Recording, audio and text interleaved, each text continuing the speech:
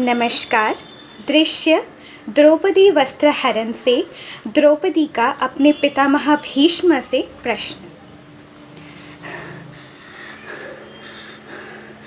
आखिर झुकाना इस समस्या का समाधान नहीं है पितामह। मैं आपकी कुलवधू द्रौपदी एक वस्त्र में ऋतु स्नान किए बिना इस कुरु सभा में आपको प्रणाम करती हूँ। देखिए मेरी ओर पितामह, आप तो ज्येष्ठ गुरु हैं, भावी हैं, श्रेष्ठ युद्धवान हैं। बताइए मुझे, क्या आपने सिर्फ कुरु सिंहासन की रक्षा का वचन लिया था? क्या कुरु मर्यादा का कोई महत्व नहीं? देखिए मेरी ओर पितामह, आप महापुरुष हैं, शूरवीर हैं। आपका इन दुष्टों से मुंह छुपाना शोभा नहीं देता है पितामह।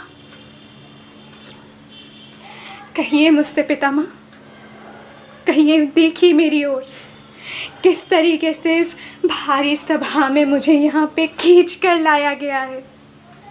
और मुझसे कहिए, क्या भरतवंशियों की यही परंपरा है? आपके मुंह से ये सुनकर चुप हो जाऊंगी, मैं चुप हो जाऊंगी पितामह। मैं जिस वंश से हूँ उस वंश की परंपरा कुछ और है। उस वंश के लोग अपने कुलवधू के मान सम्मान की रक्षा करने के लिए मर मिटते हैं, परंतु हर वंश की कोई और परंपरा होती है। कृपया भरतवंशियों की परंपरा बताएं, मार्गदर्शन करें मेरी। जिस दिन पहली बार मैंने आपके चरण छुए थे, आपने मुझे सदा सौभाग्यवती होने का वरदान दिया था। अपने उस आशीर्वाद का दशा देखिए, देखिए ना मेरी ओर पितामह, अपने उस आशीर्वाद का दशा देखिए। ये अधर्म हुआ आपके सामने और आपने इसे स्वीकार किया, सहन किया।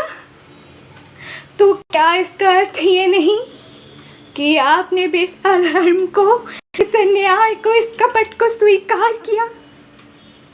यदि नहीं तो उठाइए अपना धनुष और छेद दीजिए उन जीवों को जिसने आपके कुलवधू द्रौपदी को दासी कहकर अपमान करने का साहस किया है, अपराध किया है।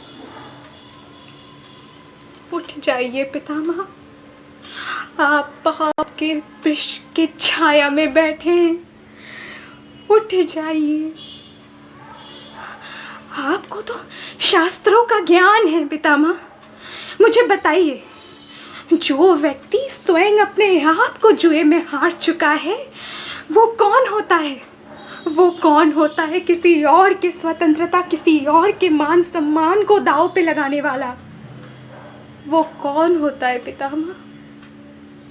मैं अपने प्रश्नों का उत्तर मांग रही हूँ पितामह, और आपका ये लज्जित मुंह मेरे प्रश्नों का उत्तर नहीं हो सकता। ये प्रश्न केवल द्रौपदी नहीं कर रही है, ये प्रश्न कर रहा है नारी जाति। ये प्रश्न कर रही है पृथ्वी, जो सारी प्राणी की माँ है। ये प्रश्न कर रहा है इस देश का भविष्य, जिसे आपके पूर्वज सम्राट चक्रवर्ती महाराज से अपना नाम मिला है। कृपया मार्गदर्शन करें पितामह, कृपया मार्गदर्शन करें। यहाँ द्रौपदी नारी जाति का प्रतीक है और पितामह भीष्म हमारा समाज, हमारा सरकार। क्या आज भी नारी स्वतंत्र है सही मायनों में? भ्रूण हत्या से लेकर घरेलू हिंसा तक आज भी नारी पे अत्याचार कायम है। द्रौपदी के लिए तो श्री कृष्ण आए थे, पर आज की नारी जाति के लिए कौन है? नारी को अपना रक्षा खुद करना पड़ेगा और उसके लिए उसे सशक्त होना होगा, साहसी होना होगा। नारी जाति का स्वाभिमान की रक्षा सिर्फ वो खुद कर सकती है। धन्यवाद।